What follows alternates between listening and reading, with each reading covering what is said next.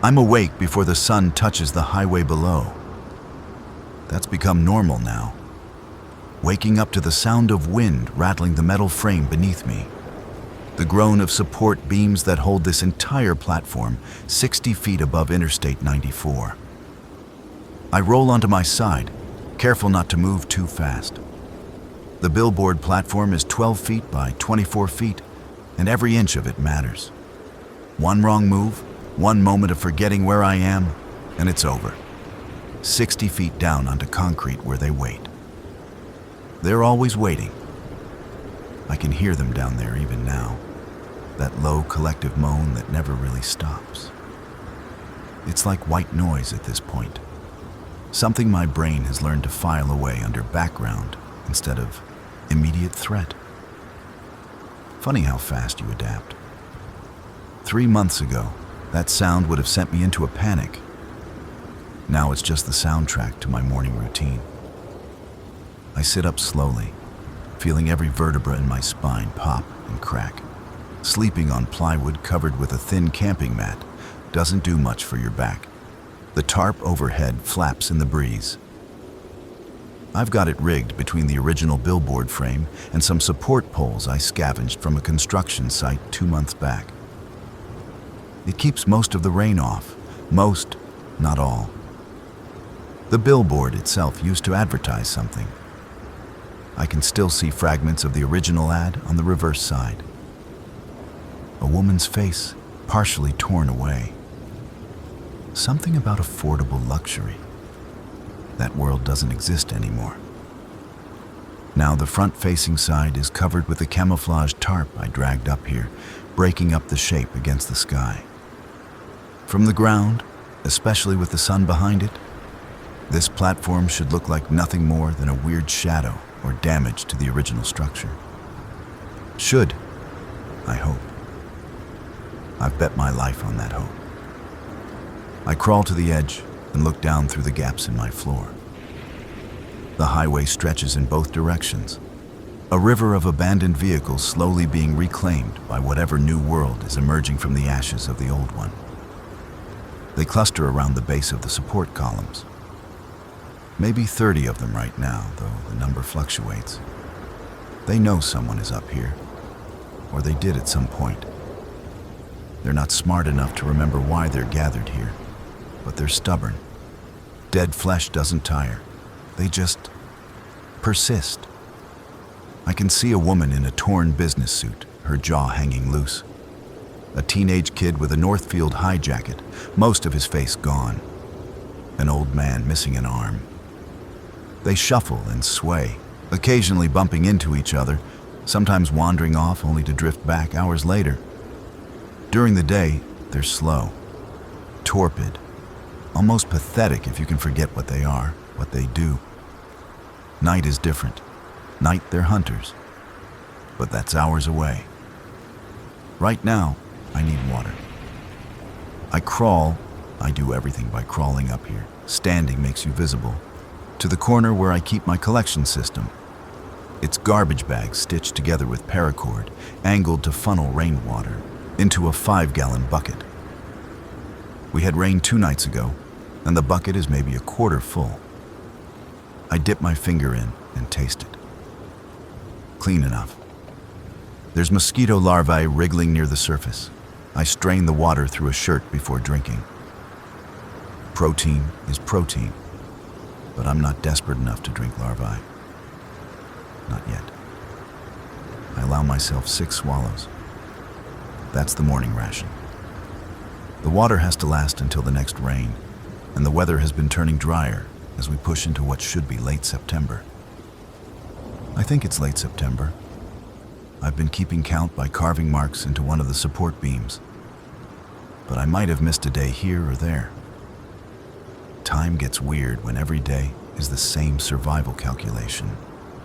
Breakfast is a granola bar, one of the last 6 I have left. I eat it slowly, making it last, chewing each bite until it's liquid. My stomach growls anyway. It's always growling now. I've lost probably 40 pounds since this started. I was never heavy.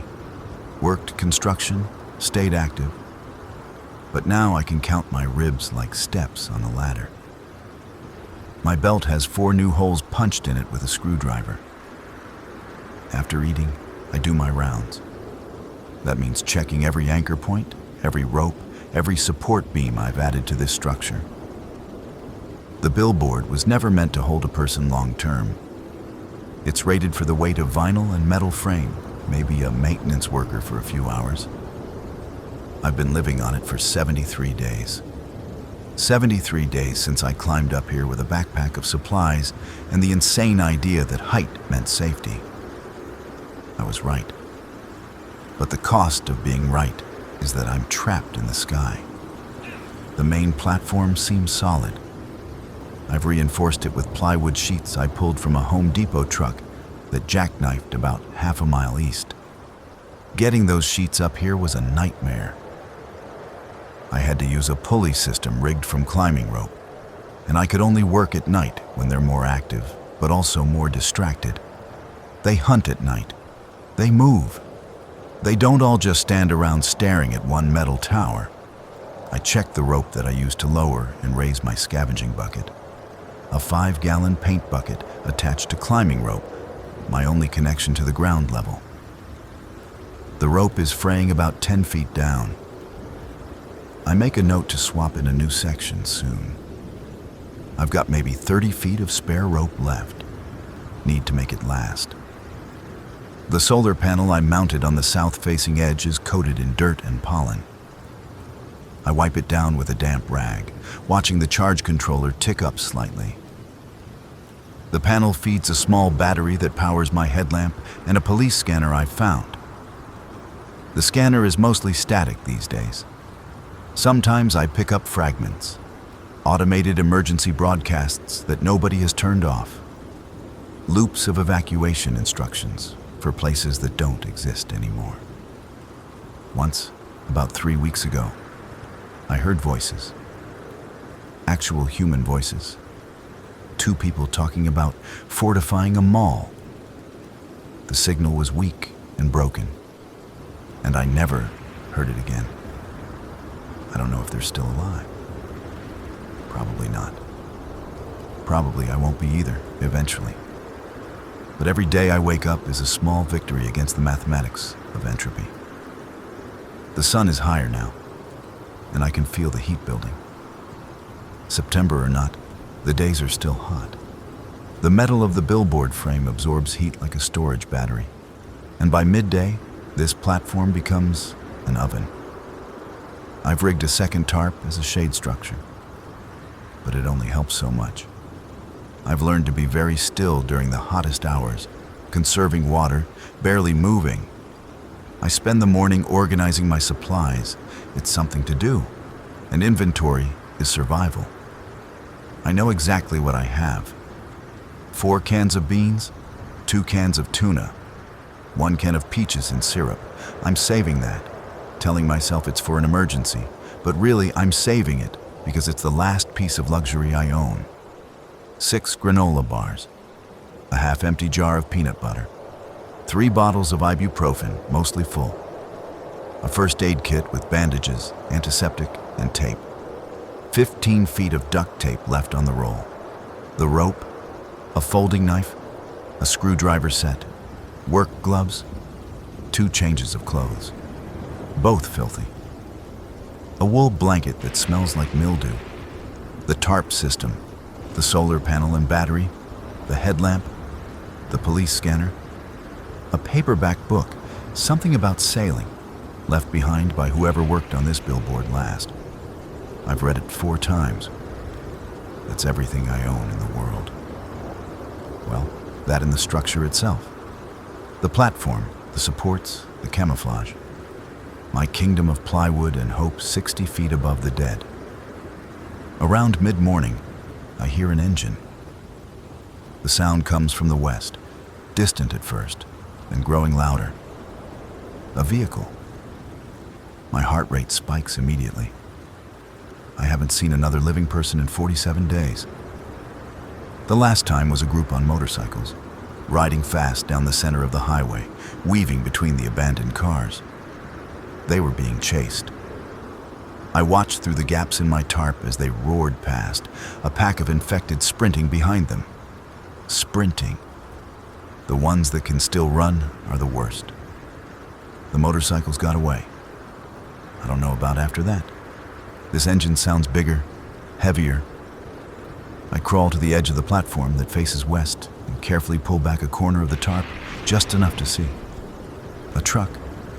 Military truck. 6 wheels, covered bed. It's moving slowly, carefully, navigating around the worst of the wreckage. I can see 2 people in the cab, or what I think are people. At this distance, it's hard to be sure. The infected below me react immediately. The sound of the engine triggers something in whatever is left of their brains, and they start moving toward the sound. That shuffling walk accelerating into an awkward jog. More come from between the cars, from the overgrown median. Within minutes, there are at least 60 of them converging on the highway, moving west toward the approaching truck. I should hide. Should stay completely still and invisible. But I can't stop watching. The truck slows as it approaches the thickening crowd. I can see the windshield now, definitely 2 people inside. The truck stops about 200 yards west of my position. For a moment, nothing happens. Then the back of the truck opens and people start shooting. The sound is enormous. Automatic weapons, disciplined bursts. I can see muzzle flashes from inside the covered bed. The infected drop in waves, that methodical culling that only trained shooters can manage. Not panicked spray and pray, but aimed fire. Headshots, the only shots that matter. It takes maybe 90 seconds. The crowd thins, falls, stops moving. The gunfire stops. I wait, holding my breath. The truck starts moving again, rolling slowly through the field of bodies. It passes directly below my billboard, so close I could probably hit it with a thrown rock. I can see the faces in the cab now. A woman driving, dark hair pulled back, and a man in the passenger seat with a rifle resting on the door frame. Both of them scanning constantly, professional. Neither of them looks up. The truck continues east and disappears around a curve in the highway. The engine sound fades. Below me, the infected who didn't join the charge west are already losing interest, going back to their aimless wandering. There are new bodies on the road now, adding to the collection. I let the tarp fall back into place and crawl back to my spot in the center of the platform. My hands are shaking. People. Organized people with weapons and vehicles. It means something is out there. Some kind of structure, some kind of survival beyond just hiding and waiting to die. But I'm up here, and they're down there, and the gap between those 2 places might as well be the space between stars. I could have yelled, could have waved, made myself seen. Why didn't I? Because I don't know who they are. Because I don't know if they're the kind of people who help or the kind who take. Because I've heard stories. Fragments on the scanner, things I saw in the first week before I climbed up here. Groups who rob, who enslave, who do worse. The dead aren't the only monsters walking around now.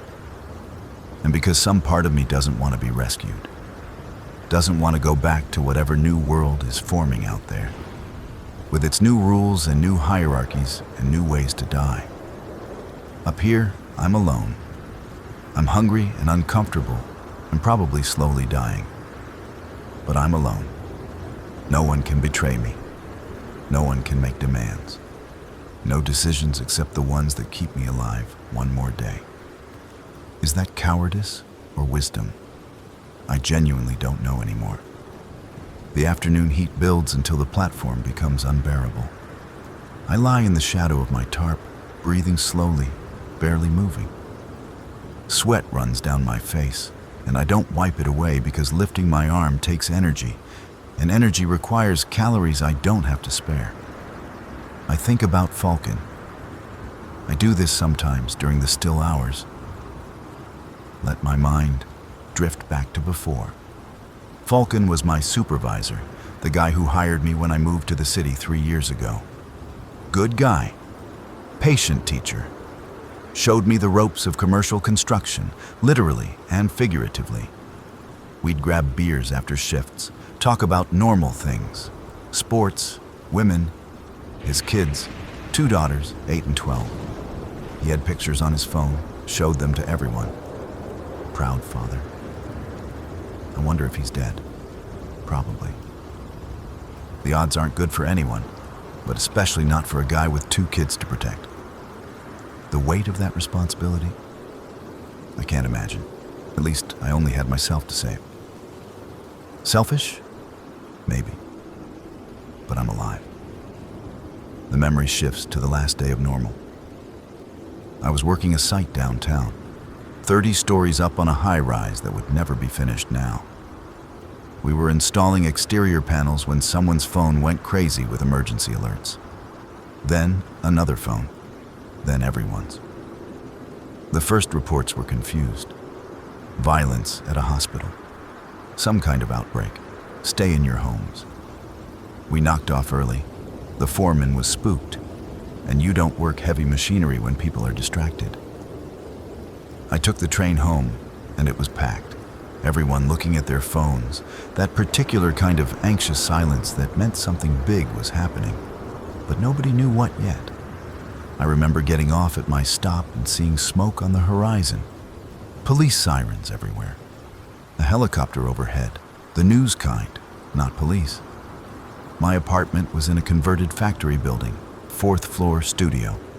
I lived alone. That ended up mattering more than I could have imagined. I spent that evening watching the news spiral from bad to catastrophic. The hospital's overwhelmed, reports of people attacking each other, videos on social media that looked fake but weren't. The dead standing up, moving, hunting. By midnight, the city was chaos. By dawn, I knew I couldn't stay in the apartment. The building was too accessible, too many entry points, too many other residents who would panic and make noise and attract attention. I grabbed what I could: food, water, tools, rope from my climbing gear. And I moved. That first week was a blur of hiding and running, watching the world tear itself apart, watching people I knew die or change into those things. I learned the rules fast. Stay quiet, stay moving, stay away from groups. And I learned that going up was better than going sideways. I'd worked on billboards before, maintenance contracts for the company. I knew their structure, knew how to climb them, knew that most people never look up. When I saw this one, isolated stretch of highway, good sight lines, far from any major buildings, something clicked. It took me 3 trips to get enough supplies up here to survive. 3 climbs in the dark, carrying what I could, using the maintenance ladder that's built into the support structure. That ladder is still there, of course. It's how they could reach me if they were smart enough to climb. But they're not. They can't figure out ladders, can't figure out anything that requires sequential problem solving. That's the only reason I'm alive. The heat breaks around 5. I risk standing up, crouched, not full height, and do some stretches. My body is eating itself without enough calories. I can feel the muscle loss, the weakness. Every day I'm a little bit weaker. Every day the climb down, if I ever need to make it, becomes more impossible. Can't think like that. Can't let the spiral start. I check my snares instead. I've got 3 of them rigged on the platform, loops made from wire, baited with tiny pieces of food. I'm trying to catch pigeons. They land on the billboard sometimes, and if I can get one, that's protein. That's survival. 2 of the snares are empty. The 3rd has sprung but caught nothing. The bait is gone. Something took it without triggering the catch properly. Clever bird, or lucky. I reset the snare with a smaller piece of granola bar, crumbled up. I'm spending food to maybe get food. The math might not work out, but what else am I going to do? As the sun gets lower, I prepare for the evening routine. I pull out the bucket on its rope. I've tied a carabiner to the handle and attached the climbing rope through it. The bucket is my lifeline to the ground. At night, when they're more active and spread out, I can lower it down and sometimes scavenge from the cars below. Not tonight, though. Tonight I'm too weak, too tired. Tonight I'm just going to eat my rations, drink my water, and try to sleep. But first, I listen. I turn on the police scanner, carefully, keeping the volume low. Static washes over me. I adjust the frequency, scrolling through channels. Nothing. Nothing. A burst of automated warning about contaminated water. Nothing. A fragment of music, weirdly distorted. Nothing. Then, holding position at the... I freeze, stop breathing, focus every atom of my being on that tiny speaker. Need resupply. Running low on... The voice cuts out. I adjust the frequency, trying to find it again. Confirmed at the checkpoint. Recommend... Different voice. Older. Male.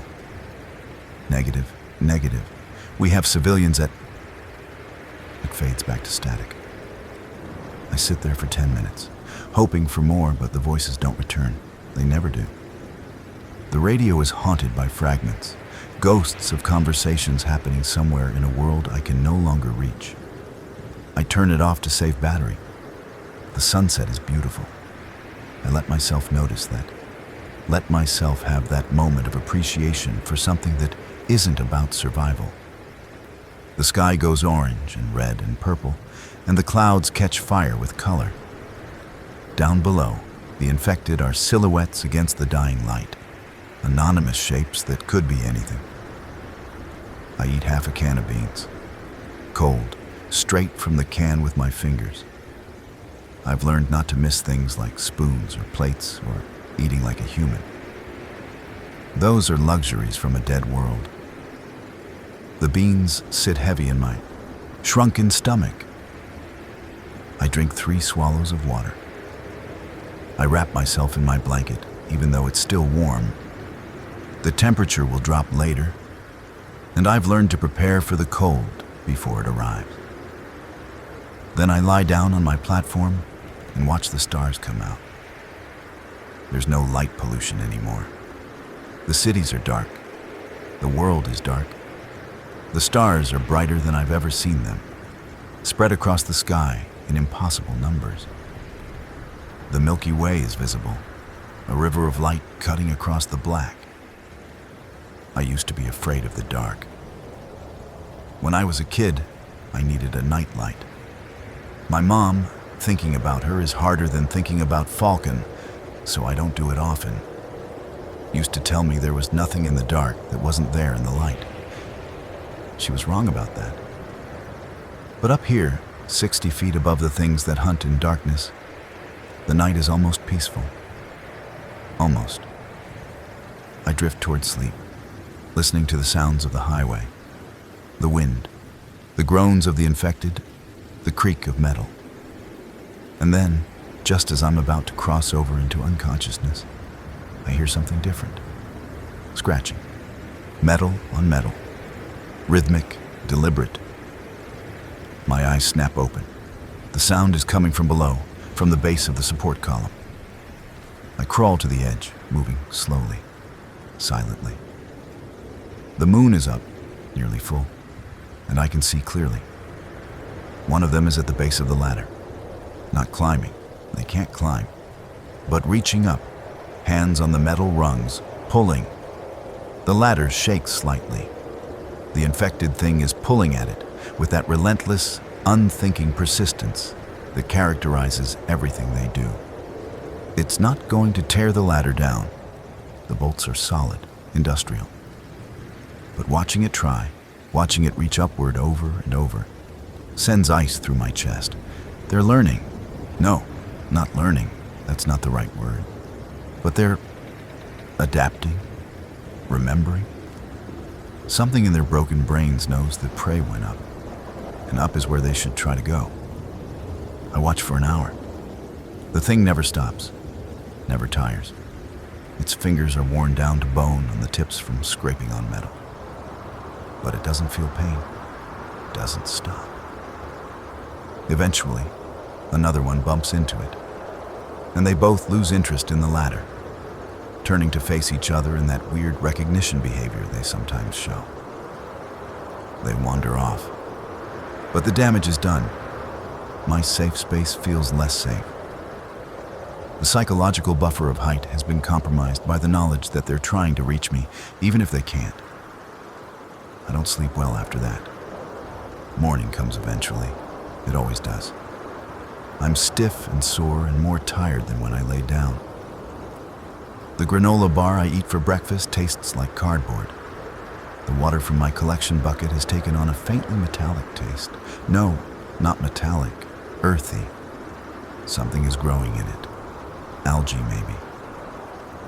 I'll have to clean the bucket soon, but that means dumping out water, and I can't afford that. I drink it anyway. The day starts the same as always.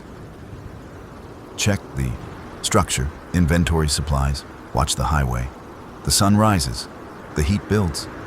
Nothing changes, except I'm hungrier. I'm always hungrier now. Around midday, I make a decision. I need to scavenge. Tonight. No matter how tired I am, no matter how risky it feels. My food is running out, and starvation is a certainty if I don't resupply. At least scavenging only has risk, not certainty. I spend the afternoon preparing. I check the rope again, test the pulley. I plan my route. There's a delivery van about 40 feet east that I haven't checked yet.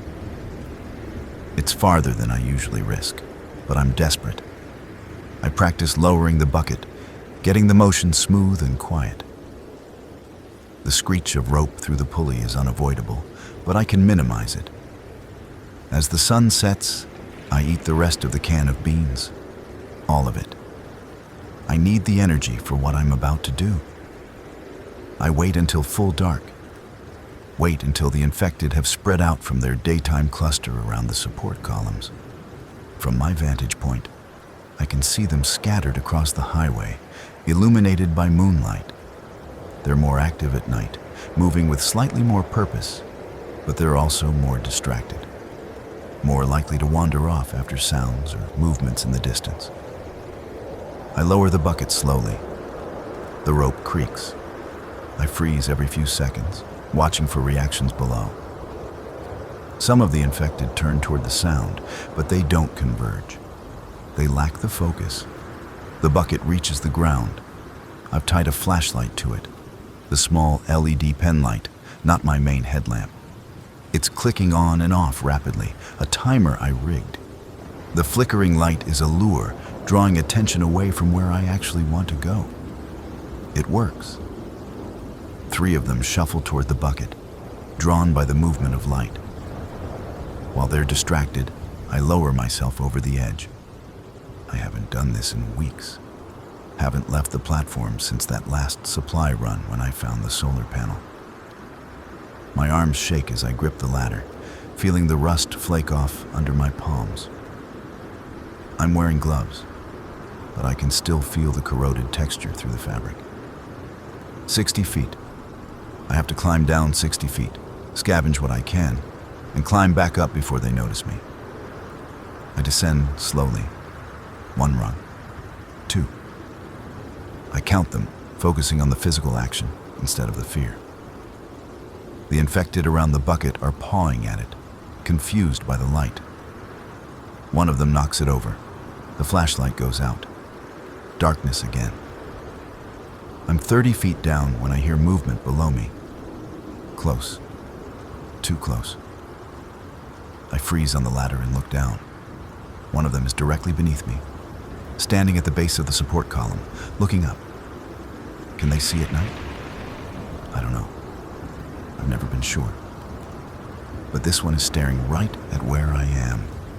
its ruined face tilted upward, jaw working silently. I don't move. Don't breathe. My arms are screaming from holding my position. The thing reaches up and touches the ladder.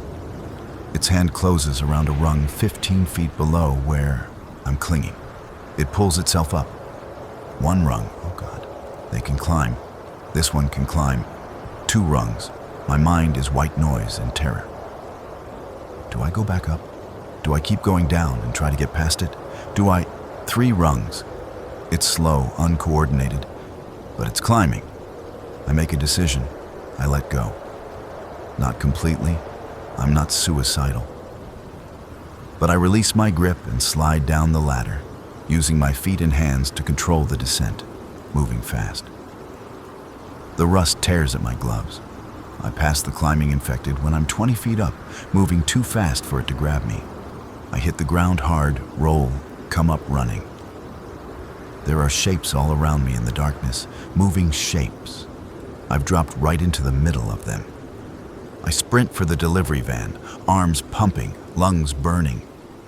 Behind me, I hear the sound change. That collective moan shifting to something more excited.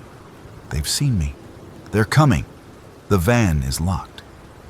Of course it's locked. I grab the door handle, yank, nothing. I'm wasting seconds I don't have. I can hear them behind me, getting closer. The back doors. I run to the rear of the van, grab the handles, locked. They're 10 feet away. I jump, grab the roof rack, pull myself up. My weakened arms barely manage it. I roll onto the top of the van just as hands grab at my legs. Fingers catch my shoe, pull. I kick hard, feel my foot connect with something soft. The grip releases. I'm on top of the van, gasping, surrounded by infected who are now clustering around the vehicle. They can't climb the smooth metal sides, but they try, falling back, trying again. The van rocks slightly with their efforts. I lie flat on the roof, trying to catch my breath, trying to think. This was stupid. This was incredibly stupid. I'm trapped on top of a van surrounded by infected, and my ladder back to safety is 40 feet away. I can see my billboard from here, can see the dangling rope of my bucket system. Might as well be on the moon. I take inventory of what I have. My knife, my gloves, a small water bottle clipped to my belt. That's it. I didn't bring any weapons because I wasn't planning on fighting. I was planning on being smart and careful. Pride comes before the fall, right? Or in my case, pride leads to being stranded on top of a van. The infected below me are persistent, but not organized. They push and grab and moan, but they don't problem solve. After 10 minutes, some of them start to lose interest, wandering away. After 20 minutes, only about 8 remain clustered around the van. I wait another 30 minutes. The moon moves across the sky. More of them wander off. When I count only 3 still actively interested in the van, I make my move. I crawl to the edge of the roof nearest to my billboard. The distance is maybe 35 feet. The path is relatively clear, just a few abandoned cars between here and there. I lower myself down the windshield, feet first, sliding down as quietly as I can. The 3 infected react immediately, moving toward the front of the van. I drop to the hood, then to the ground, and I run. My legs are weak, unsteady. I haven't run in months. My body doesn't remember how. I stumble, catch myself, keep going. The infected chase. They're faster than I am. I can hear them behind me, closer than they should be. I reach the ladder and start climbing. No technique, no grace, just desperation. Hand over hand, feet scrambling for rungs. Something grabs my ankle. I kick down hard, connect with a face. The grip loosens. I climb higher. Another hand grabs my other leg, pulls hard. I almost lose my grip. My fingers are slipping on the rusty metal. I kick again, wild, panicked. My foot comes free. I climb, 10 feet, 20, 30. My arms are fire. My lungs are raw. Below me, one of them is climbing again. The same one from before? I don't know. But it's on the ladder, following me up. 40 feet. I'm high enough now that a fall would probably kill me. Or cripple me, which would be worse. The thing is gaining. It's not fast, but it's relentless. 50 feet. I can see the edge of my platform above me. The climber is 20 feet below, climbing steadily. I reach the platform and pull myself over the edge, collapsing on the plywood. Every muscle in my body is shaking. I lie there for precious seconds, unable to move. Then survival instinct kicks back in. I crawl to the edge, look down. The climber is 30 feet below now, still coming. I grab the first thing I can find, the empty paint bucket. I lean over the edge and drop it. The bucket hits the climber square in the head. Not hard enough to do damage, but enough to knock it off balance. It falls, tumbling backward, hitting the ground with a sound I try not to imagine. It doesn't get back up. I sit back, chest heaving, hands shaking so badly I can barely make a fist. That was close. That was too close. And I didn't get any supplies. The van is still there, 40 feet away, with whatever might be inside it. Food, water, something useful. But I'm not going back down. Not tonight. Maybe not ever. I drink half my water bottle. Screw rationing. I need it right now. And lie down on my platform, staring up at the stars until my heartbeat slows to something approaching normal. Sleep doesn't come for hours. When I wake up, the sun is already high. I've slept late, exhausted from the night's disaster. My body aches in new and interesting ways. I have bruises on my legs, scrapes on my hands that bled through my gloves, and a pulled muscle in my shoulder that sends shooting pain down my arm every time I move. I'm also still hungry. I eat my second-to-last granola bar and try not to think about what happens when the food is completely gone. The day passes in a haze of heat and pain and despair. I try to maintain my routines, but everything feels pointless. The snares stay empty. The water bucket needs cleaning, but I don't have the energy. The solar panel needs adjustment, but my shoulder won't let me reach it properly. I'm failing.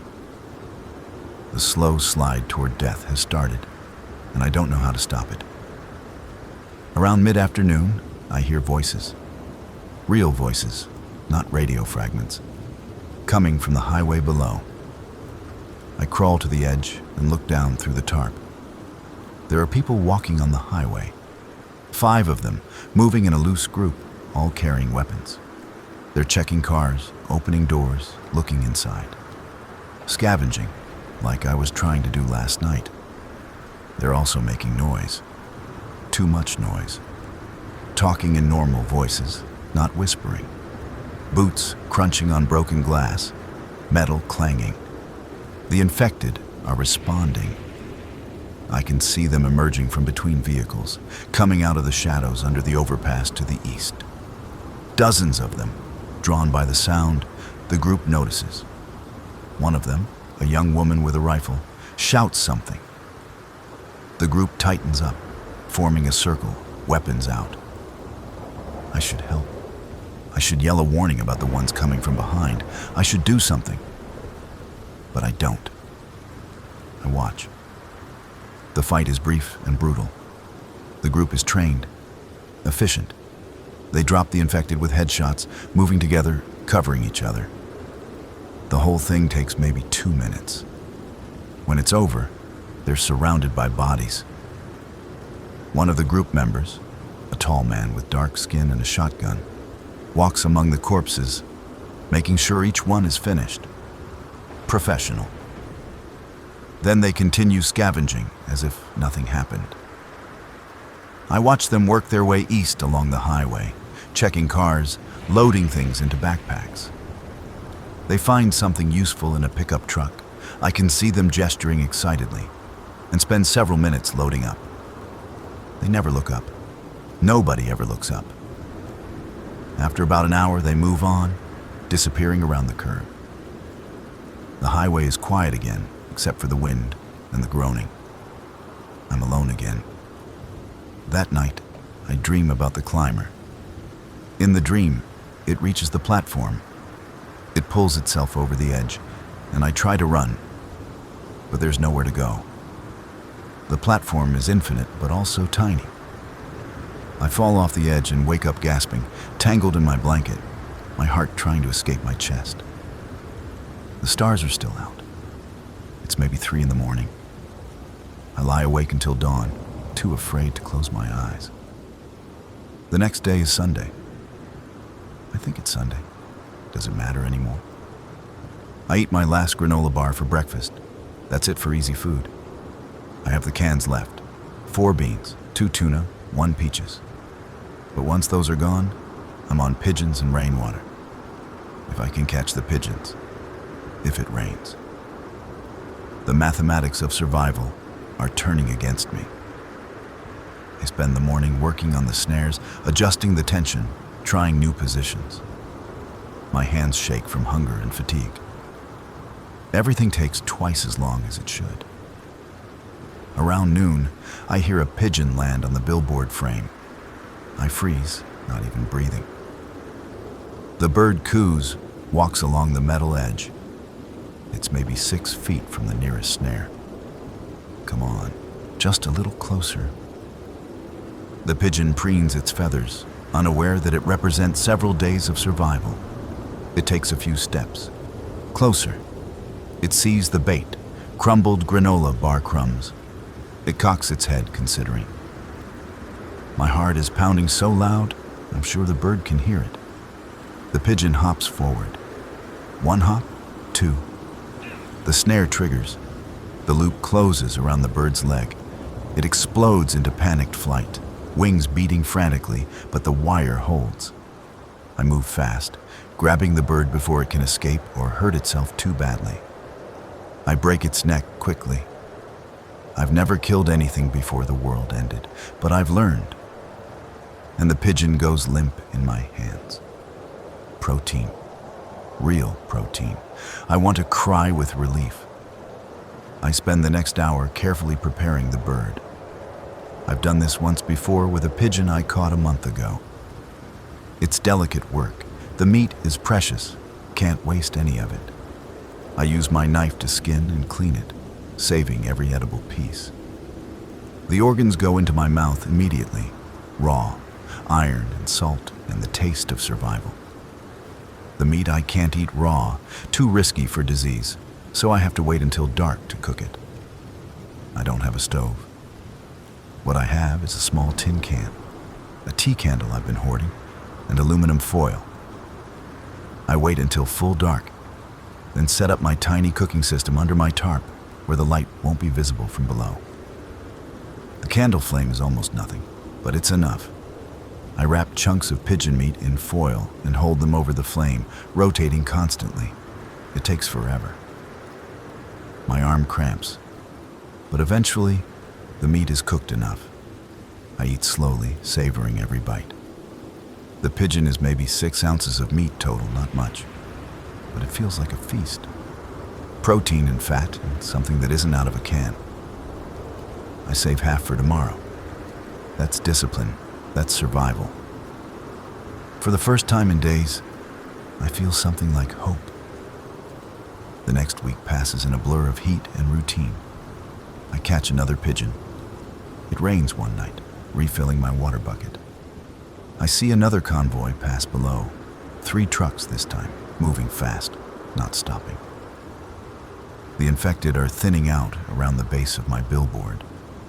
The ones that could climb or tried to are gone, moved off to hunt easier prey elsewhere. My body is adapting to starvation. I'm in that weird phase where the hunger becomes background noise, where your body starts eating itself in earnest and you almost feel energized. I know it won't last. I know that eventually the math catches up. But for now, I'm functioning. I repair the frayed section of rope, cutting out the damaged part and retying the knots. I clean the water bucket, scrubbing it out with sand and rainwater. I adjust the solar panel angle to catch the changing sun position as we move deeper into fall. I read the sailing book again. This time I focus on the parts about navigation, about using the sun and stars to know where you are. Not that it matters. I know exactly where I am. Trapped on a billboard on I-984. But it's something to think about besides hunger and fear. On day 82, something changes. I wake up to silence. Not complete silence. There's still wind, still the creak of metal. But the moaning is gone. The constant background noise of the infected below has stopped. I crawl to the edge and look down. The highway is empty. Not completely empty. There are still bodies, still abandoned cars. But the moving dead are gone. All of them. The cluster that had been permanent residents at the base of my support columns has vanished. I scan the highway in both directions. Nothing moving except wind-blown trash. Where did they go? I spend the morning watching, waiting for them to return. They don't. By afternoon, I'm confident that they've actually left, moved on to follow some stimulus I can't perceive. Sound, smell, some collective decision-making that I don't understand? Doesn't matter. What matters is that the ground is clear. I could climb down, could scavenge properly, not just desperate raids in the dark. Could get to that delivery van, see what's inside. Could check a dozen other vehicles I haven't been able to reach. Could leave. Could walk away from this billboard and find... what? Other people? A settlement? The convoy trucks have to be going somewhere. I sit on the edge of the platform, legs dangling over, and seriously consider it for the first time in weeks. What's keeping me here? Fear, mostly. Fear of the unknown. Fear that the second I leave this safe space, I'll be killed. Fear that I've gotten weak and stupid and can't survive on the ground anymore.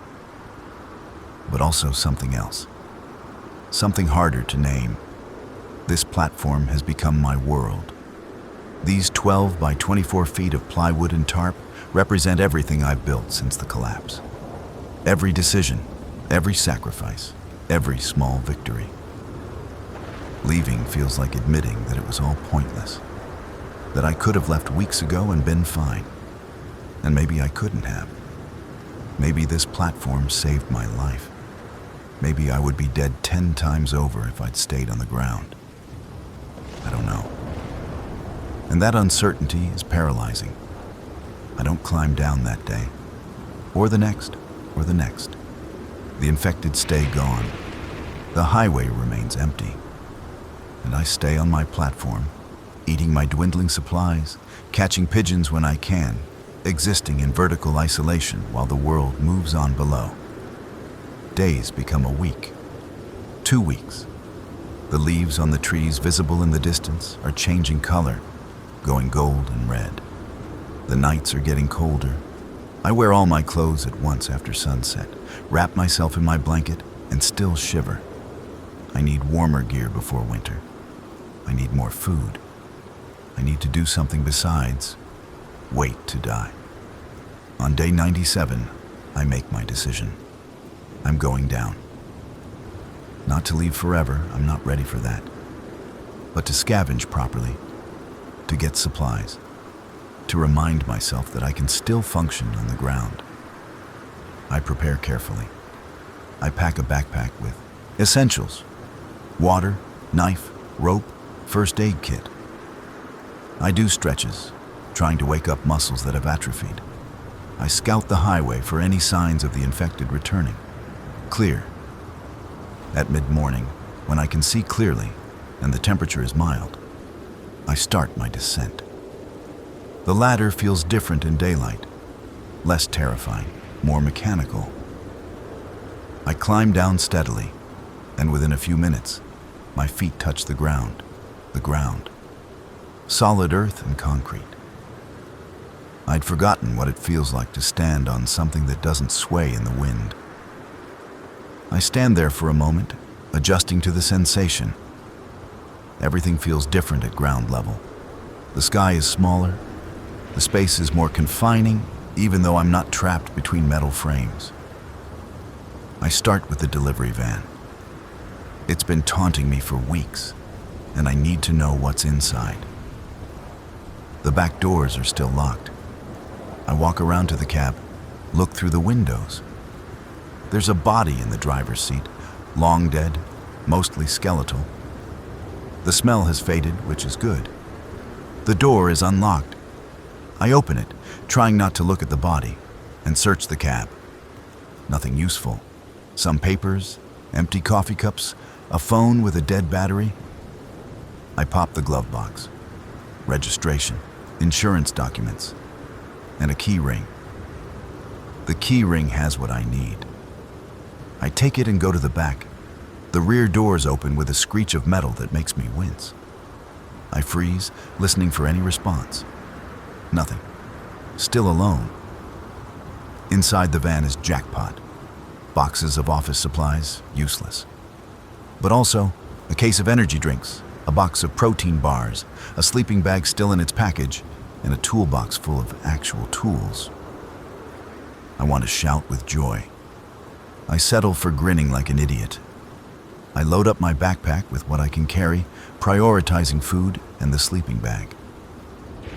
I'll have to make multiple trips for the rest. The toolbox alone will take a whole trip. I'm heading back to the ladder, backpack heavy with supplies, when I hear the engine.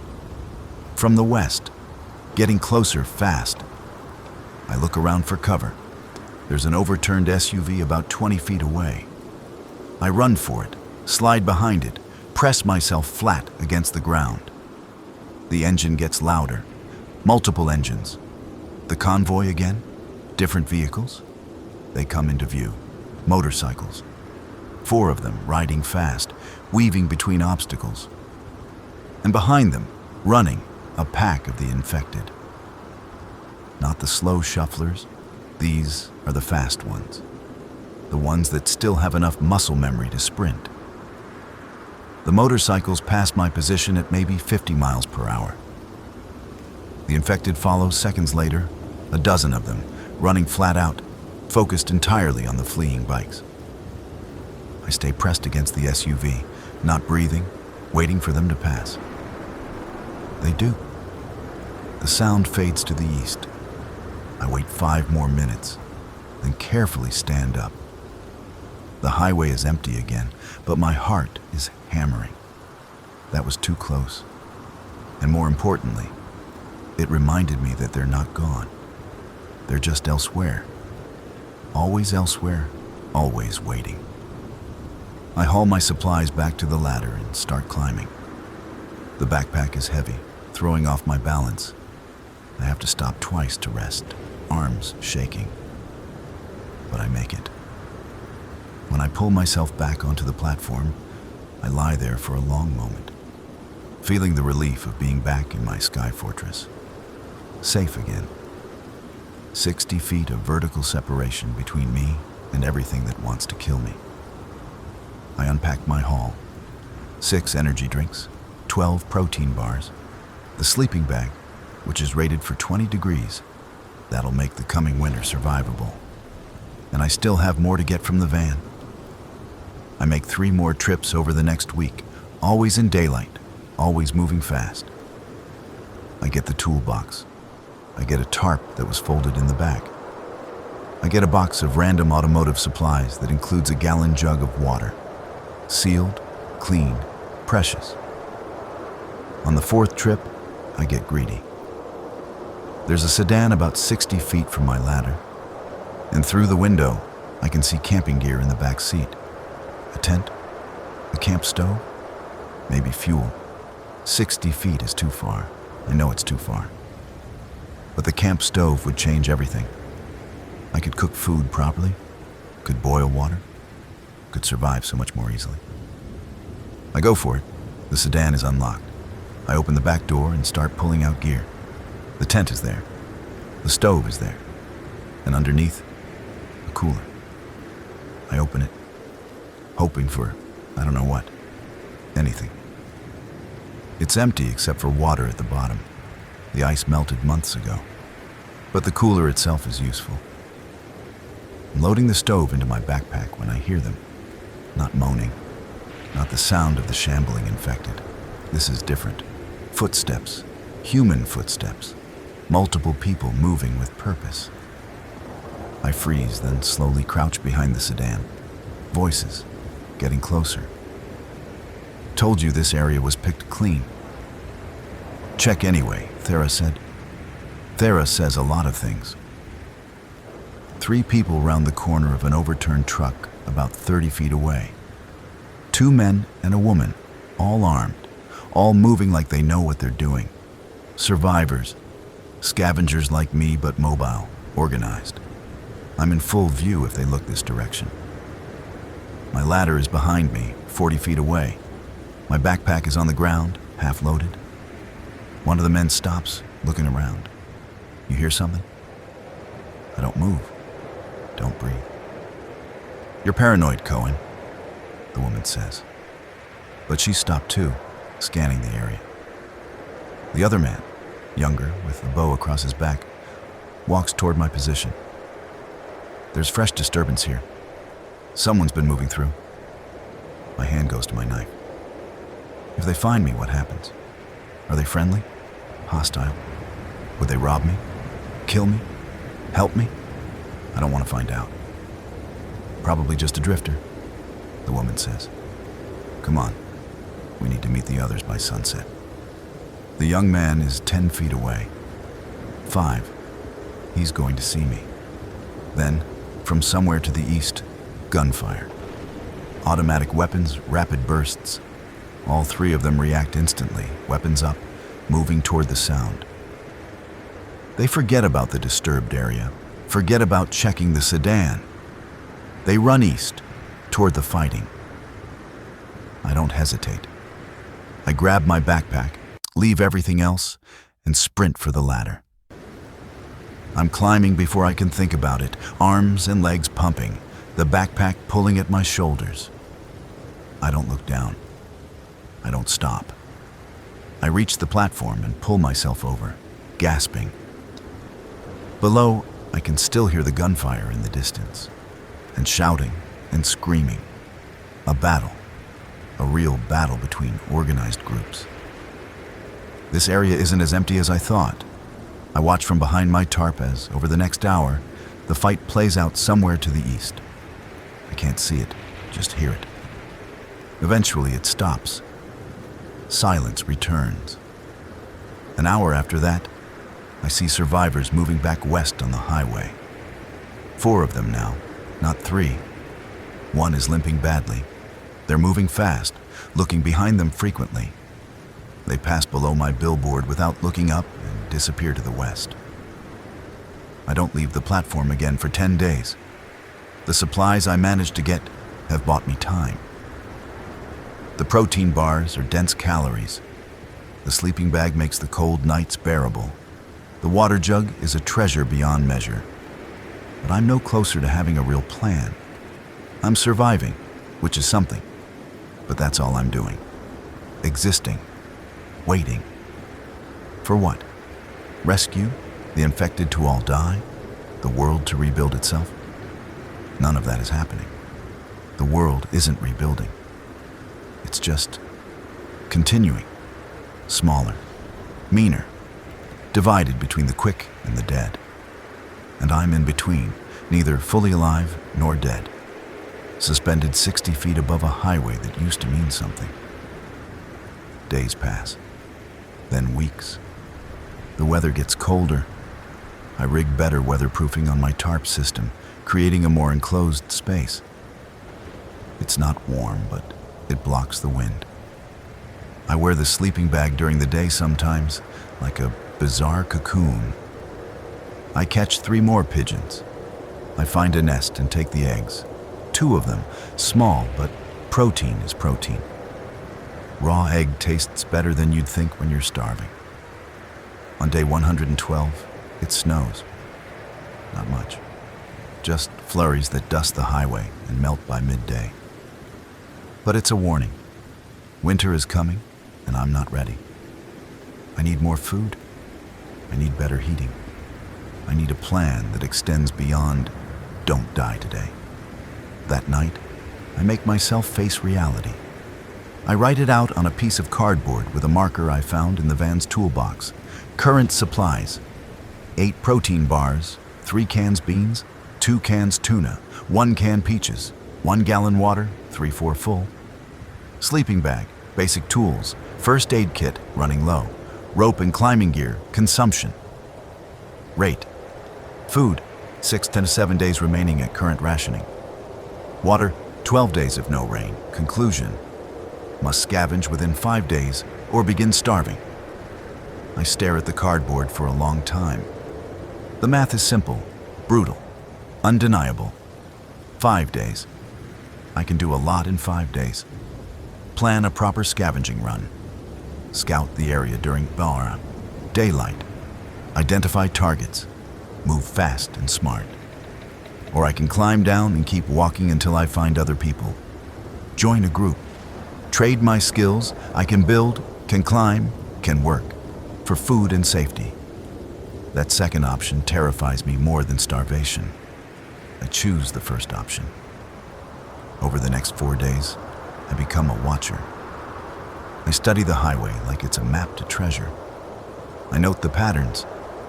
Infected pass through in waves, usually at dawn and dusk. The human groups move during midday. There's a pattern to the convoy trucks. They pass every 3rd day, heading east in the morning, west in the evening. There's a cluster of vehicles about a 1/4 mile east that I haven't explored. The overpass to the west has some kind of camp underneath it. I can see smoke sometimes I plan my route. I'll go at mid-morning on a day when the convoy passed the previous day. I'll move fast, hit 3 vehicles I've identified as promising, and get back to my ladder within 30 minutes. 30 minutes, that's survivable. On day 116, I execute the plan. I'm on the ground by 10 a.m., moving fast. The first target is a pickup truck with a camper shell. The back is locked, but I've brought the tools. I pop the lock with a screwdriver in under a minute. Inside, camping supplies. A Coleman stove with 2 fuel canisters. A sealed bag of trail mix. A fishing kit. Jackpot. I load up, move to the next target. A minivan. The side door is open. Inside, children's toys and rotting food. Nothing useful. I move on. 3rd target. Another SUV, this one on its side. I have to climb through the passenger window. The back has grocery bags. Most of the food is spoiled, but I find 3 cans of soup, a box of crackers, stale but edible, 2 bottles of vitamin supplements, a bottle of whiskey. The whiskey isn't for drinking. It's antiseptic, medicine, heat source if I'm desperate. I'm loading my backpack when I hear voices again. Not close, maybe 100 yards west, but coming this way. I abandon the SUV and run for my ladder. I'm 60 feet away, 50, 40. The voices get louder. They're moving faster than I expected. 30 feet. I can see faces now through the abandoned cars. 4 people, armed, moving with purpose. 20 feet. They see me. Hey, stop. I don't stop. I reach the ladder and start climbing, my backpack pulling at my shoulders, my weak arms screaming in protest. Stop or we'll shoot. I keep climbing. 10 feet up. 15. A shot rings out. The bullet hits metal somewhere below me, sparks flying. Hold fire. A different voice. Thera wants them alive. I climb faster. 20 feet. 30. I'm gasping, my vision tunneling. There's a ladder. Someone's living up there. 40 feet. 50. Almost there. Below me, I can hear them at the base of the ladder, arguing. One of them wants to follow. Another is arguing against it. I reach the platform and collapse, chest heaving. I crawl to the edge and look down. 4 people at the base, all armed, all looking up at me. One of them, a woman with gray hair and hard eyes, cups her hands around her mouth and shouts, "We're not here to hurt you. We're from the Millfield settlement. We're recruiting." I don't respond. My breath is still coming in gasps. "You can't stay up there forever," she continues. "Winter's coming. You'll freeze or starve." She's not wrong, but I've survived this long by being cautious. We have food, medicine, shelter, a community. That word, community. It sounds like both salvation and trap. Think about it. The woman, Thera, shouts, "We'll be back this way in 3 days. If you want to join us, signal somehow. We'll wait." They linger for a few more minutes and then move on. Watch them head east until they're out of sight. Then I sit back and take inventory of what I managed to grab. The stove and fuel, the trail mix, the soup, the crackers, the vitamins, the whiskey. Maybe 2 weeks of food if I'm careful. 3 weeks if I'm very careful and catch pigeons. 3 days until they come back. I have a decision to make. That night, I can't sleep. I keep playing the woman's words over and over. Community, food, medicine, shelter, but also recruitment. That's a specific word. They're not just offering help. They want something. Labor? Fighters? What happens if you join and then want to leave? I've heard stories on the radio. Settlements that are really just warlords with fences. Groups that use people up and throw them away. The cruelty humans are capable of doesn't end just because there are zombies now. But also, I'm dying up here. Slowly, but surely. The math doesn't lie. I spend the next 2 days in agonized indecision. I organize my supplies. I catch a pigeon. I watch the highway. I think about Falcon and his daughters. I think about my mother. I think about the person I was before all this. Working construction, grabbing beers, living a normal life. That person is dead. The question is whether the new person, the survivor, the climber, the man who lives in the sky, can adapt one more time. On the evening of the second day, I see smoke to the west again. The camp under the overpass. People are there, living, surviving in groups. It's possible. It's being done. On the morning of the third day, I make my decision. I take a piece of white tarp and tie it to a support beam, letting it hang down where it can be seen from the highway. A flag, a signal. Then I wait. They come at noon. 5 people this time. Thera is with them. She cups her hands and shouts up, "You're coming down!" I stand up, fully stand, not crouch, and show myself properly for the first time in months. "I'm coming down," I shout back, "but I need guarantees." "What kind of guarantees?" "That I can leave if I want, that you're not slavers or worse." There's a pause. Then, "Fair enough, we're not slavers. Millfield is a democracy. Everyone has a say. You want to leave, you leave." Ah, democracy. In the zombie apocalypse. It sounds absurd. It sounds like hope. "I have supplies up here," I shout. "I need help getting them down." "We can help. Come down and we'll figure it out." This is the moment. The decision. Leave the safety of my sky fortress and rejoin humanity, with all the risk and uncertainty that implies. Or stay here and slowly die alone. I pack my essential supplies into my backpack. I take one last look around the platform that's been my home for nearly 4 months. 12 by 24 feet of plywood and tarp and desperate engineering. It saved my life. But it's also a prison. Time to leave. I start climbing down. My arms shake. My legs tremble. 116 days of limited activity have taken their toll. But I make it. One rung at a time, I descend And when my feet touch the ground, when I stand on solid earth for the first time in months, I feel dizzy with the impossibility of it. Thera approaches carefully, hands visible, non-threatening. Up close, she's maybe 50, weathered with scars on her face and hands. A survivor. "Welcome back to ground level," she says. "What's your name?" I almost laugh. I haven't said my name out loud in so long I almost forgot it. "Derek?" I tell her. "My name is Derek." "Well, Derek," Thera says, "let's get your supplies and get moving. It's not safe to linger." And just like that, my isolation ends. I'm part of a group again, part of the world again. For better or worse, my time in the sky is over. Whatever comes next, whatever new horror or hope waits at this Millfield settlement, I'm about to find out. We work quickly to get my supplies. They have rope and pulleys, professional gear, much better than my jury-rigged system. Within an hour, everything I need from the platform is on the ground. The tools, the food, the sleeping bag, the water. My entire life packed into 3 backpacks and a duffel bag. "You built quite a setup up there," one of the men says. His name is Jarrell, young, maybe mid-20s. "How long were you up there?" "Almost 4 months," I say. They all look impressed. "Alone the whole time?"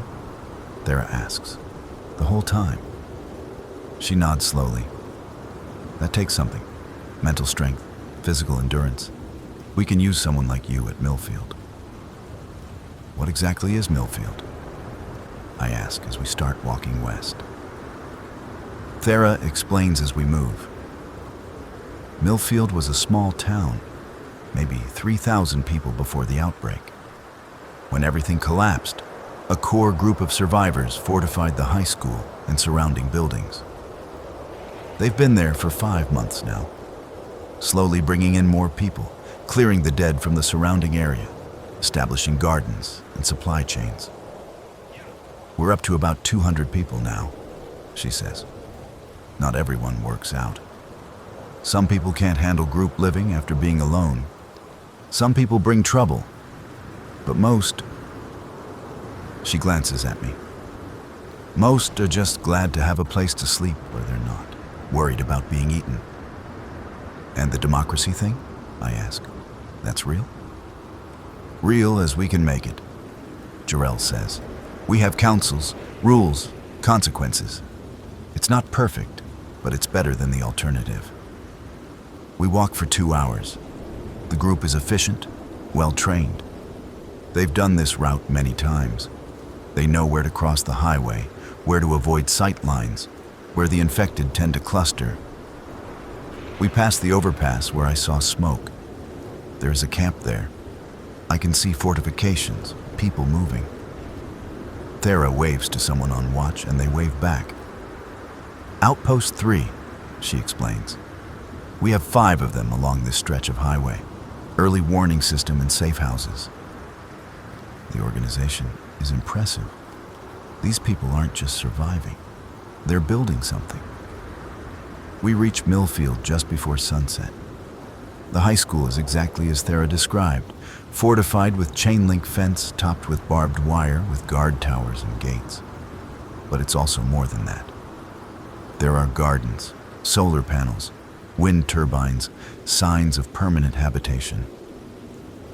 The gate opens as we approach, and we walk into my new life. The next few days are a blur of orientation. I'm given a medical check by a nurse named Petra. No serious issues, just malnutrition and muscle loss. I'm assigned to a housing unit, a classroom that's been converted into sleeping quarters for 6 people. I'm given a job assignment, construction crew, exactly what I did before the world ended. It's surreal. Structured meals, assigned work shifts, people everywhere, talking, laughing, arguing. The noise of community after so long in silence. I struggle with it at first. The constant presence of others. The lack of control. Up on my billboard, every decision was mine. Here, there are rules, schedules, expectations. But there's also hot food, clean water, safety in numbers, a bed that doesn't sway in the wind. I work on strengthening the perimeter fence. We're adding height, reinforcement, better sight lines. The work is familiar, comfortable. My muscles remember what to do even if they're too weak to do it efficiently yet. My bunkmates are a mixed group. There's Senna, a former teacher who's maybe 40 and quiet. Jorik, a teenager who barely speaks. Maeve, a woman my age who used to be a paramedic. Lyris, older, a mechanic. And Corvin, young and intense, always talking about offense instead of defense. We should be clearing the dead out completely, he says one night as we're eating dinner. Not just holding a perimeter, we should be taking back territory. With what army? Maeve asks. We have 200 people and limited ammunition. Then we make more weapons. Melee weapons, traps. We have people who know how. They argue like this often. It's a fundamental divide in Millfield. Those who want to hunker down and wait it out versus those who want to actively reclaim the world. I don't join the debates. I'm still adjusting to having debates at all. A week into my stay, I'm called to meet with the council. It's held in what used to be the principal's office. 5 people sitting around a table. Thera is there, along with 4 others I've seen around but haven't met. Derek, Thera says, we've been impressed with your work. Your construction skills are valuable, but we want to understand your experience better. You survived alone for nearly 4 months. That's unusual. Most people who isolate die within weeks. I got lucky, I say. Found the right location. Luck is part of it, another council member says. His name is Ven, and he's older, maybe 60. But luck doesn't keep you alive that long. You have skills, discipline.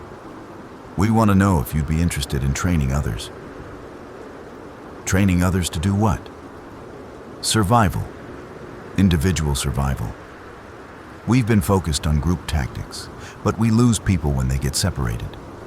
If you could teach them what you learned, how to find shelter, how to stay hidden, how to survive alone, it could save lives. I think about my billboard, about the isolation, about the fear and hunger and desperate calculations. I can do that, I say. And just like that, I have a new purpose. I'm not just a survivor anymore. I'm a teacher. The classes start small, 5 people at a time. I teach them about sight lines, about staying off the ground, about rationing, about the psychology of isolation. I teach them to think vertically, to use infrastructure as shelter, to be invisible. Some of them get it, some don't. One woman, Thessa, is brilliant at it. She used to be a rock climber, and the concepts click immediately. Others struggle with the mental aspect. Being alone is harder than being physically uncomfortable. Between teaching and construction work and adjusting to community life, the days pass quickly. I'm eating regularly now, putting weight back on. My muscles are rebuilding. I'm starting to feel like a person again, instead of a skeleton held together by stubbornness. But at night, I dream about the billboard, about the view from 60 feet up, about the isolation and the clarity that came with it. I miss it sometimes, miss the simplicity, miss the lack of human complexity. One evening, about a month after arriving at Millfield, I'm on wall duty, standing watch on the perimeter, when Maeve joins me. You've adjusted well, she says. Most people who isolate as long as you did struggle with reintegration. I'm struggling, I admit. I'm just doing it quietly. She laughs. Fair enough. Can I ask you something? Sure. Do you regret it? Spending all that time alone? I think about the question. Really think about it. No, I say finally. It kept me alive. It taught me things about myself I wouldn't have learned otherwise. But I don't think I could do it again, now that I remember what this is like. I gesture at the settlement, the people, the lights and noise and life. I don't think I could go back to being alone. That's healthy, she says. That's human. Maybe. Or maybe it's weakness. Or maybe it's evolution. I don't know. What I do know is that I'm here, alive, part of something larger than myself. The billboard is still out there on I-94, 60 feet above a highway that doesn't matter anymore. My platform is probably falling apart, the tarps shredding in the wind, the supplies I couldn't carry rotting or being scattered. That's okay. I don't need it anymore. I have something different now. Something harder in some ways, easier in others. I have other people.